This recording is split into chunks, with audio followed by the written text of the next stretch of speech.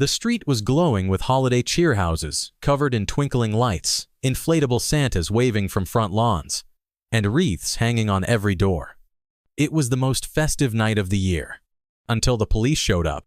Their flashing lights broke the peaceful glow, casting red and blue over a front yard covered in beautiful Christmas decorations. The officers stepped out, looking confused, because in front of them, a furious white man stood on the sidewalk, arms crossed, face red with anger. "I want them fined," he snapped. "This is an eyesore. It's disturbing the entire neighborhood." But the moment the police knocked on the door and the black family inside opened it, the truth that came out would shock everyone. Before we go any further, subscribe to the channel and comment below where you are watching from. For our returning subscribers, thank you so much for your unwavering support. It truly means a lot to our community. For the Henderson family, Christmas was more than just a holiday. It was a time for joy, togetherness, and tradition. Every year, they went all out, covering their home with colorful lights, a giant nativity scene, and hand-painted holiday signs. It was their way of spreading joy to the community.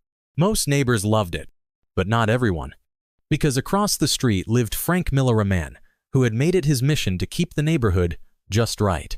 And to him, the Hendersons' holiday display was too much, too bright, too loud, and, in his mind, too out of place. So on Christmas Eve, as families walked by, admiring the lights, Frank picked up his phone and called 911. Frank Miller had lived in this neighborhood for nearly 2 decades, and in that time, he had set his own rules about what was acceptable. He kept his lawn perfectly trimmed. His house was painted the same neutral beige for years. His Christmas decorations? A single white wreath on his door, and a tiny string of plain white lights along the roof. And he liked it that way. So when the Hendersons moved in 2 years ago, he had been watching them closely. They were friendly, hardworking, good people. But to Frank, they were still outsiders. And every holiday season, their house reminded him of that. The Hendersons went all out for Christmas. Their home sparkled with thousands of twinkling lights in bright reds, blues, and greens.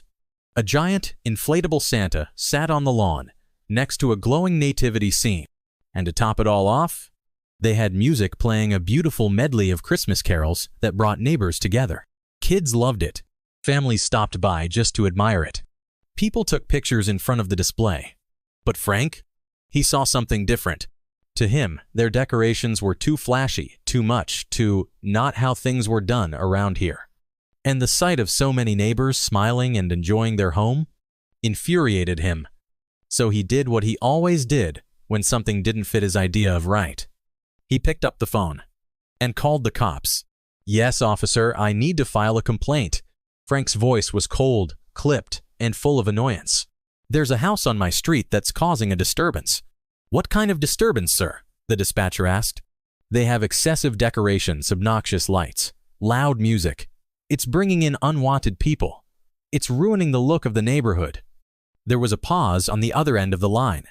"Sir, you're calling about Christmas decorations?" Frank's grip tightened on the phone. "Yes, they're disruptive. It's a violation of community standards." The dispatcher sighed. "All right, sir. We'll send someone to check it out." Frank smirked as he hung up. "Finally," he muttered, "because soon, the Hendersons would learn their place." Within minutes, a patrol car pulled up to the Hendersons' driveway. Frank stood outside, arms crossed, waiting for them. "Took you long enough," he muttered as the officers stepped out. But what he didn't notice was that several neighbors had gathered too.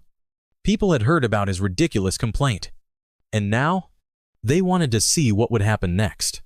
The officers approached Mr. and Mrs. Henderson's front door. Frank stood behind them, grinning smugly, ready to watch as the cops shut them down. But when the door swung open and Mr. Henderson stepped out, the officers' entire demeanor changed. Because the moment they saw him, they recognized him immediately. And that was the moment Frank's plan completely backfired. The officers stiffened, exchanging quick glances before turning back to Frank. "Sir, do you know who lives here?" Frank frowned, suddenly feeling a little uneasy. "What does that have to do with anything?" he snapped. Officer Daniels sighed. Because, sir, the owner of this home? Asterisk? Is our precinct captain? Frank's smug expression vanished instantly. Because suddenly, he realized he had just called the cops on their own boss. And now, he was the one about to face real consequences. Frank's smug satisfaction vanished instantly. The officers stiffened, their posture changing the moment they saw Mr. Henderson standing in the doorway. It was subtle but noticeable. A shift from neutral enforcement to respect, and that made no sense to Frank. Sir, Officer Daniels said carefully, turning back to Frank. Did you say you had an issue with this property? Frank crossed his arms, desperate to regain control of the situation. Yes, he snapped. The lights, the music, the whole circus. It's excessive. It's drawing in people who don't live here. It's disruptive. Officer Daniels exchanged a glance with his partner. Then he turned back to Mr. Henderson. I assume you have permits for the display? He asked. Mr. Henderson smirked slightly. Not just permits, he said, stepping forward. I helped write the local guidelines for seasonal decorations. Frank's stomach dropped. Wait. What? The officers' expressions confirmed it. They knew exactly who they were talking to. And Frank had no idea. What do you mean, write the guidelines? Frank asked, his voice suddenly uncertain. Mr. Henderson leaned against his doorframe, arms crossed. I mean, I've been on the community planning board for the past 3 years. You know, the one that approves regulations for things like neighborhood decorations? Frank's face turned red. That's ridiculous, he blurted out. If that were true, I would have heard about it. Officer Daniels cleared his throat. Well, sir, he said, if you kept up with local council meetings, you might have. Frank's heart pounded. Because this was not how this was supposed to go. He had expected the officers to shut down the Hendersons' display, not stand there acting like he was the one in the wrong. A small crowd had gathered on the sidewalk, watching everything unfold. And now, they were done being quiet. Frank, are you serious? A voice called from behind him. He turned to see Lisa Carter, a longtime resident, shaking her head in disbelief. You called the cops over Christmas lights? It's not just the lights, Frank muttered. It's the principle.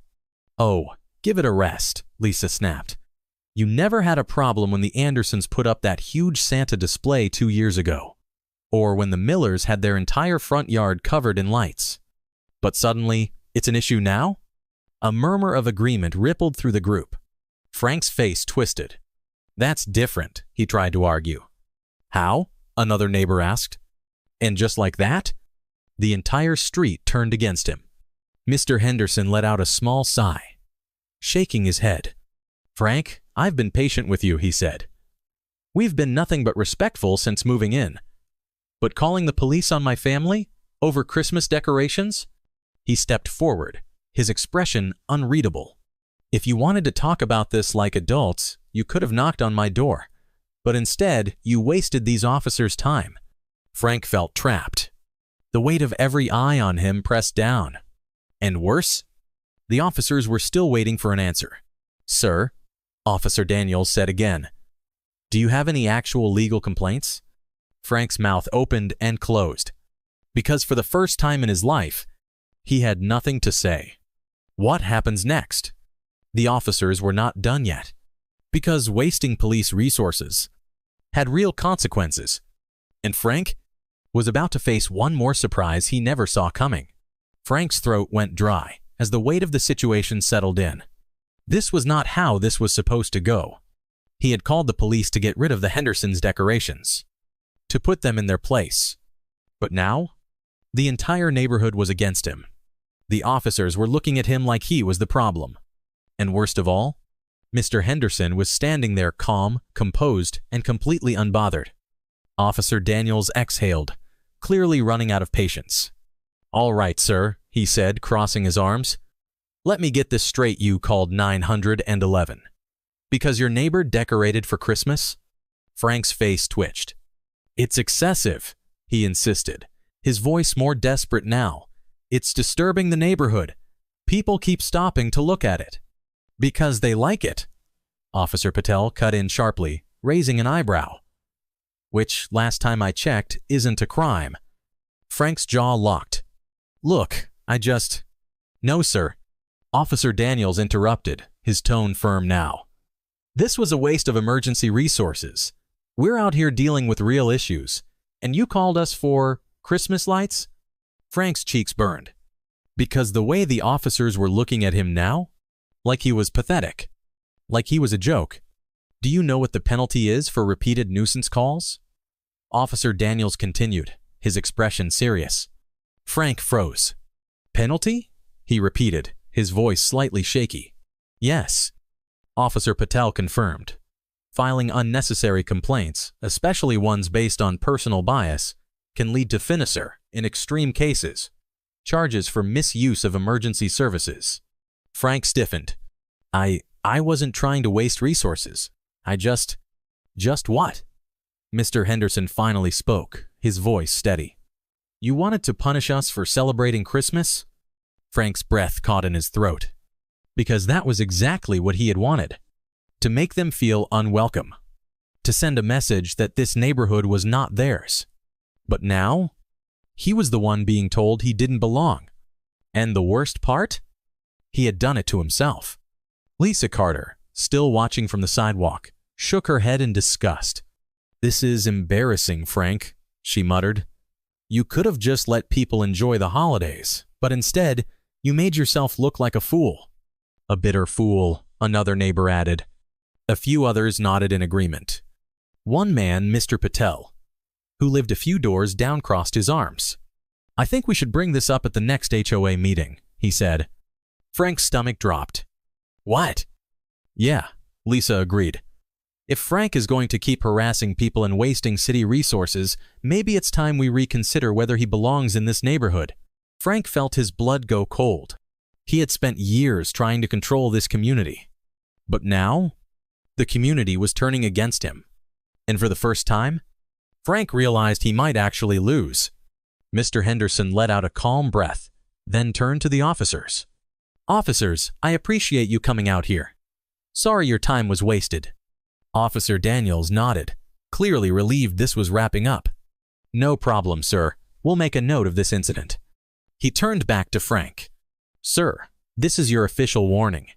Do not call emergency services for non-emergencies again. If this happens again, you'll be fined. Frank's fists clenched, but he said nothing, because there was nothing he could say. Instead, he turned on his heel and stormed back toward his house, his face burning with humiliation. But just as he reached his porch, Mr. Henderson called out, Merry Christmas, Frank. Frank froze mid-step. The neighbors chuckled quietly. And that was the moment Frank realized he had lost. What happens next? Frank thought the nightmare was over, but he had no idea that within 24 hours, his humiliation would go far beyond the neighborhood, because by the next morning, his face would be all over the internet, and the backlash would be worse than he ever imagined. Frank slammed his front door shut, his hands clenching into fists. This was supposed to be his victory. He had called the police to shut down the Hendersons' decorations, to prove they did not belong in his neighborhood. But instead, he was the one who had been humiliated. And just when he thought things could not get any worse, they did. Because by the next morning, his entire world would crumble. Unbeknownst to Frank, multiple neighbors had recorded the entire encounter. Lisa Carter, who had always been active online, decided to upload it to Facebook and TikTok that same night. The title? Bitter Neighbor Calls Cops on Black Family's Christmas Lights, Gets Instant Karma. By morning, it had over 2 million views. And by noon, it had been shared on major social media pages. The comment section? Brutal. Imagine hating Christmas this much. This dude really thought the cops were going to take his side plus. I love how the entire neighborhood turned against him. The fact that the police knew Mr. Henderson?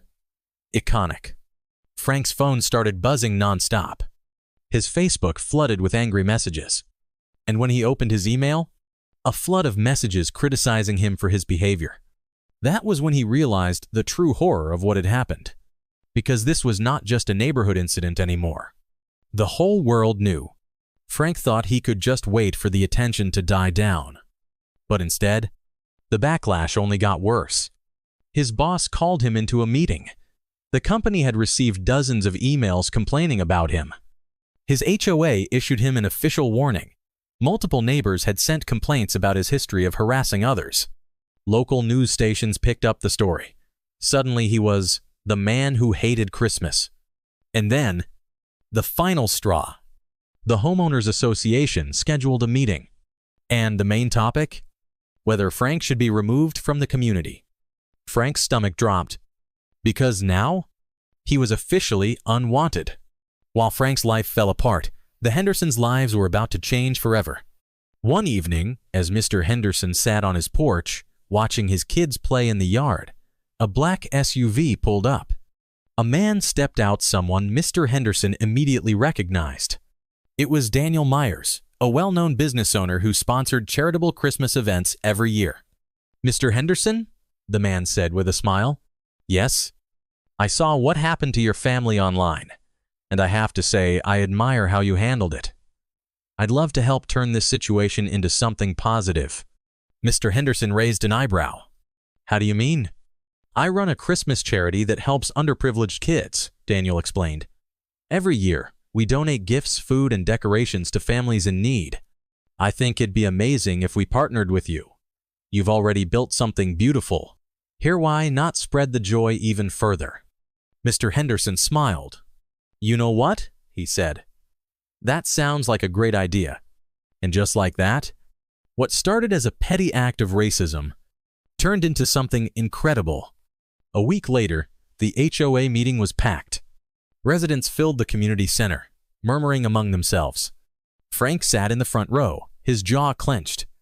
And then the HOA president stood up. "We have received multiple complaints about one resident in particular," she began. "A pattern of harassment, unnecessary police calls, and an overall negative impact on community morale." Frank sank lower in his chair. "We will now hear from the neighborhood regarding this matter." One by one, neighbors spoke up. "Frank has been causing problems for years. He's always targeting people who don't look like him. Honestly, the neighborhood has been better without him." Frank's face turned red. But the worst was yet to come.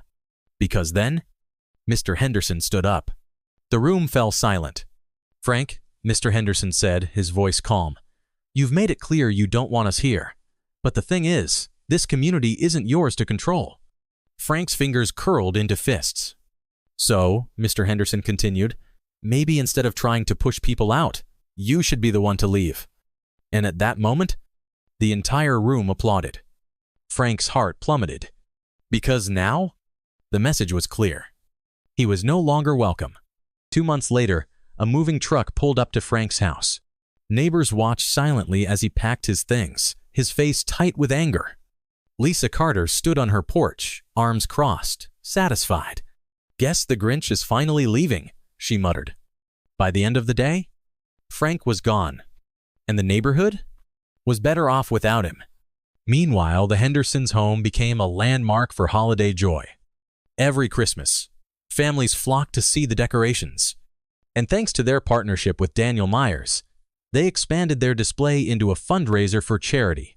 What started as a racist attack turned into something inspirational. And Frank? Well, he spent his next Christmas alone. Because when you spread hate, you end up with nothing. This is why kindness always wins. Stand up to hate, and you'll always come out on top. If you believe in justice, subscribe for more powerful stories.